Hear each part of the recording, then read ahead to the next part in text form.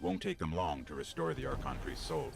How's it going, Guardians? Here we are back with another weekly Nightfall. This week, it is the Arkon priest. Now, this may be one of my least favorite Nightfalls to do, but hey, gotta do those strikes, gotta do those Nightfalls to get that bonus XP. So, I'm gonna give you a couple tips and tricks to help you get through this as fast as possible. I'm gonna make this video short and sweet, because I know you guys have run this plenty of times, I know you guys know what you're doing, so we're just gonna hop right into it. Now, when you get to this first part, after you go through that first cave, you can skip pretty much all of it. They're all gonna be low level stuff, it's Venus, you know, we're all level 30 by now, so you can just hop through this, get through it real quick.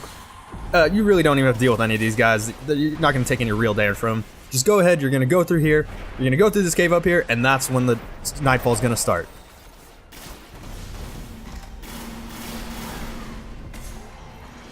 Now, the Nightfall actually starts once you get here into the Winter's Lair. There's going to be Vex, there's going to be Fallen, so make sure you're turning on your blue polyphage and your ether seeds. Get that glimmer while you can.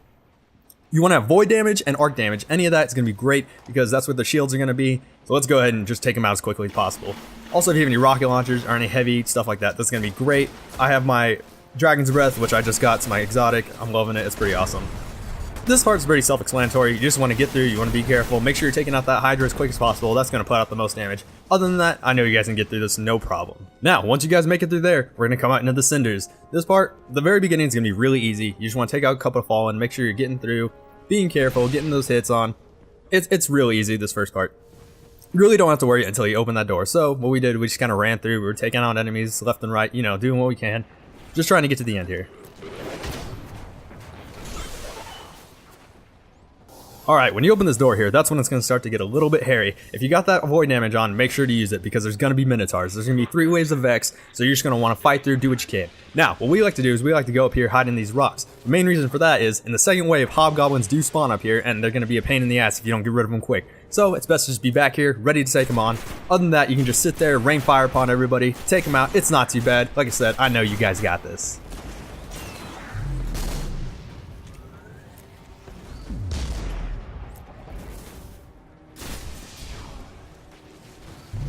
Now, this next part can either be super simple or it can be quite a pain. The best way I found to do it, actually there's 2 best ways to do it. You can either go slow, strategically take out every enemy there, or you can be like us, where we just kind of bum rush our way into there. But if you're going to do the bum rush way, make sure you go one at a time. It just makes everything so much simpler and so much easier if you take turns going through. The main reason for that is, as you can see, we both made it through. Our buddy, he was left behind. Luckily, all you can do is you can go back to orbit, respawn in, you're going to start back at the pikes, you're going to have a chance to bum rush it again.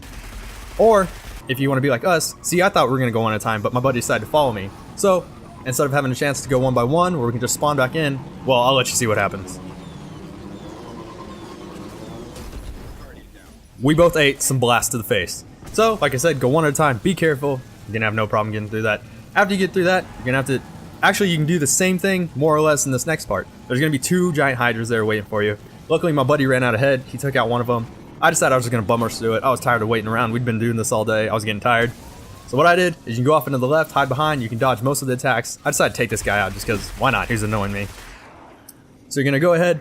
I managed to get lucky and this hydra was stuck behind a rock, so he couldn't really hit me. But you're going to want to be super fast going through here.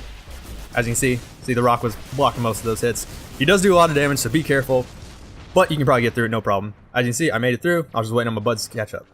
I'm sure you guys remember that little spot under the ramp where you could go hide, you could snipe out everything, you could take out all the enemies, you could take out the Arkon priest, no problem. Unfortunately, they did patch that, so now there's an invisible wall there, you can't get up there. Luckily, we still have this little cliff right here.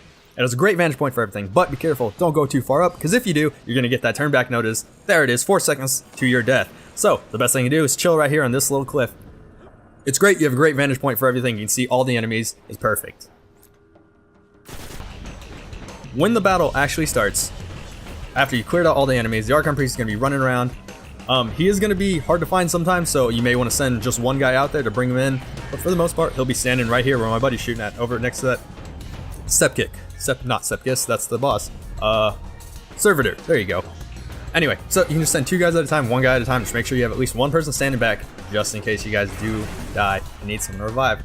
Other than that, you can just sit there, burn them down. It's super easy. Not a whole lot can hit you. You might want to watch out for snipers. Other than that, it's going to be easy times. Like I said, after just a couple minutes, we were done taking them out. I was lucky enough to get that kill shot. Not that it matters. I don't think it gives you any XP or anything, but it's fun to have that bragging rights. And there you go. You're done. Easy. No problem. That's the Nightfall. You can do the same exact strategy for the weekly. It's great. Get those Vanguard points, get that Vanguard rep, get them engrams, and get through that.